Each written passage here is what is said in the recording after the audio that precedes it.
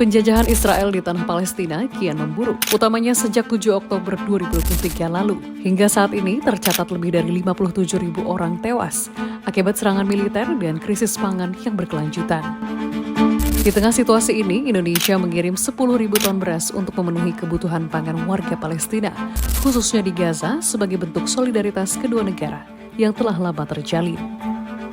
Kantor Berita Antara berkesempatan untuk berbincang dengan Menteri Pertanian Palestina, Resk Basir Salimia, untuk membahas kondisi terkini di sana. Palestine's Minister of Agriculture, Prof. Resk Basir Salimia, thank you so much for sitting with us, Indonesian News Agency Antara. It's such an honor. You are welcome.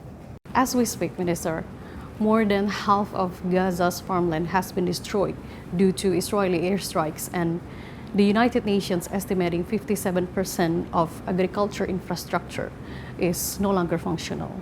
What is the biggest consequences of this destruction, especially for ordinary Palestinian families?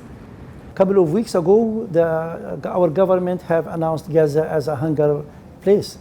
So they produce nothing nowadays.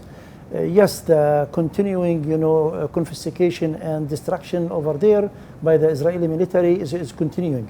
What we are looking forward right now is to stop this crazy war. This is the most important thing. And to draw to your attention that even this data is a remote sensing data, because nobody is there from the international organization, neither from the UN nor from anybody else. That's why the real disaster over there, it will come visible to all over the world upon the finishing of the war, hoping that this war will be finished so soon. As the Minister of Agriculture, we are following our people over there. We put our plan to reconstruct the damages. It is a big task for us, but we are counting upon the free people among the free people and the free government that could loudly say that it is the time to reconstruct Gaza. The plan is there. The plan is modified each day because the Israelis are continuing their damages daily. I guess the most important sector upon finishing the war that will be constructed is really the agriculture, because to give more chances for the people to start reproducing their own food. This is one of the big challenge for us, hoping that the whole world will be with us in reconstructing Gaza. And similarly to West Bank also, it's not far away from the damages. The damages also is there. Palestine has long been known for exporting products like olive oil and majol dates. And with everything happened now, the conflict, restriction, and limited access to farmland, what's the impact on key exports? And how is your ministry providing help to farmers to recover and keep the industries alive? They are controlling everything. They are controlling the borders. And we are talking about importing and exporting means you are talking about the borders. So they are controlling everything. And here we are talking about two issues. Exporting from Gaza, and it's not anymore. It's completely destroyed. The whole cycle is destroyed. And we are talking about also West Bank. We are, yes, exporting some commodities, as you mentioned. We are dealing with the neighboring country, which is Jordan, whom we highly appreciate their role in that. This is the only gate for West Bank to the world. We have a direct communication with them. We have limited access, yes, but within this limited access, we are playing our role. We succeed last year of exporting some commodities like oil, like date palm, like some vegetables, some ornamental plants. And this is continuing. This is based on agreement, international agreement headed by the UN resolutions and laws. So we are continuing exporting with that. Meanwhile, we have a huge problem of exporting. It's not exporting, of sending some of these commodities to Gaza, since the Israelis are restricting that. The Ministry of Agriculture have provided the necessary funds and the necessary, let's say, support, and to promote our farmers continuously. We are there. We put on our master plan a package located for the urgent needs for the farmers. There is allocated money from the ministry, and there is allocated money from the funders across the world, whom playing a great role in Palestine. I think we are there. We are doing our best. But to be honest, the Israeli aggression representing by the settlers a daily attack to the farmers is complicated the whole situation. This is coupled with a direct confiscated of our lands, especially for our rangeland. But again, this is our land, and we will continue struggling until we reach our independent state with East Jerusalem as a capital based on the UN resolutions and international laws. Atas arahan Bapak Presiden Republik Indonesia, beliau memberikan perintah pada kami untuk memberi bantuan pada saudara kita di Palestina 10.000 ton beras.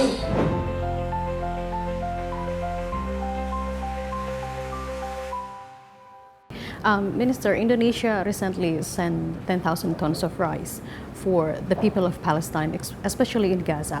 What does this kind of support mean for you and also for the people of Palestine?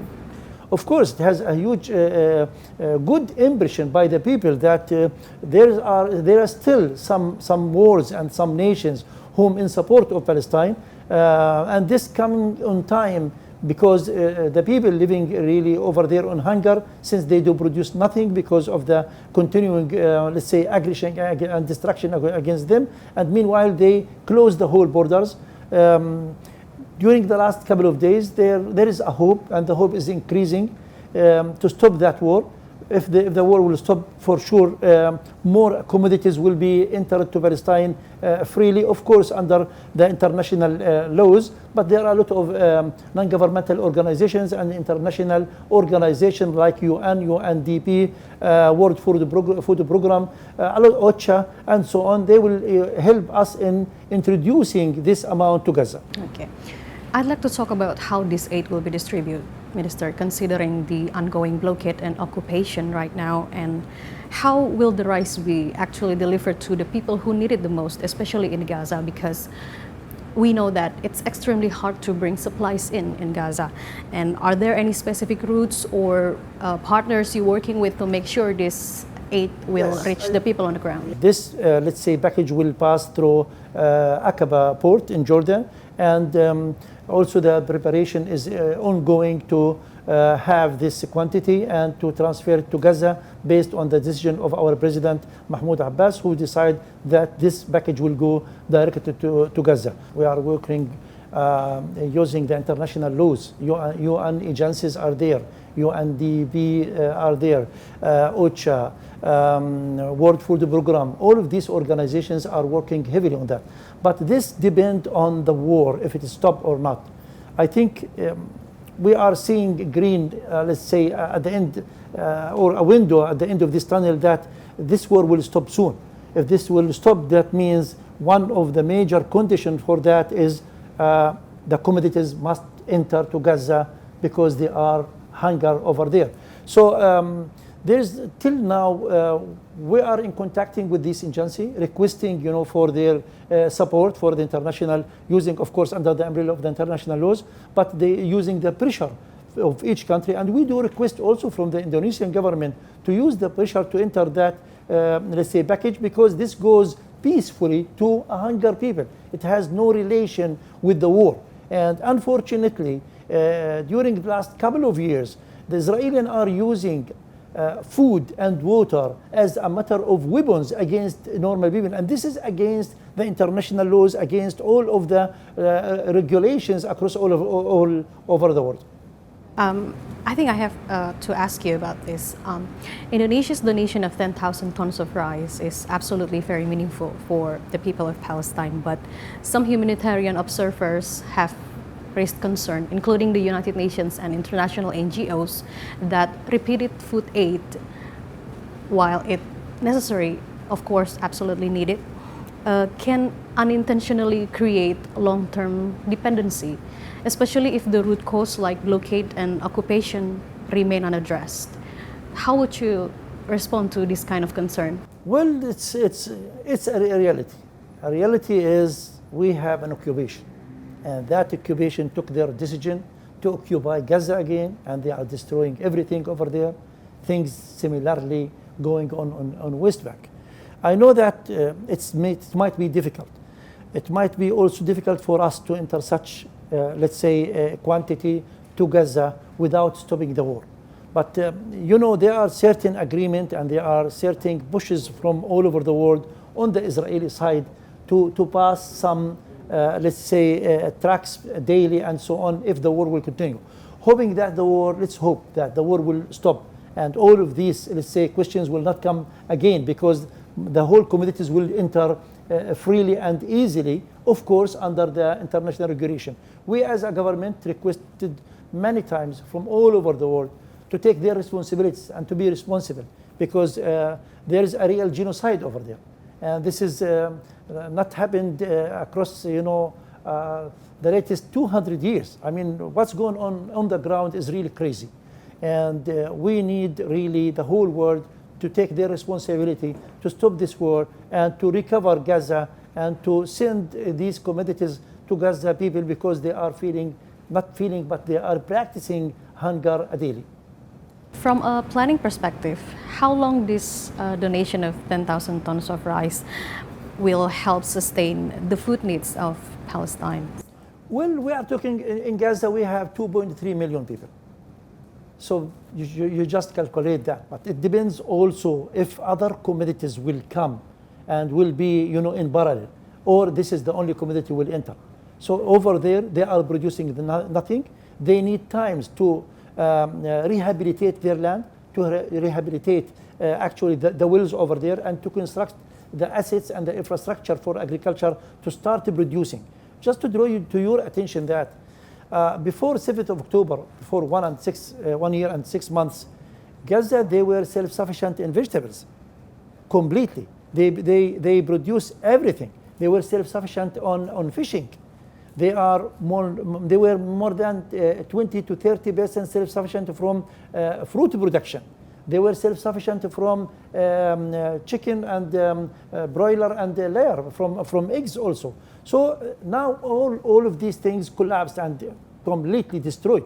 So we are counting on the donation from all over the world, especially for the communities, for the couple of first or second year, until we start reconstructing the agricultural sector and start producing their own food.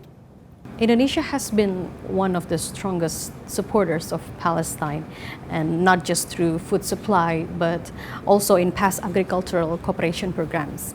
Do you see any opportunities for deeper collaboration with Indonesia and Palestine, especially to rebuild and strengthening Palestine farming sector in long term? Well, that's actually why we are here.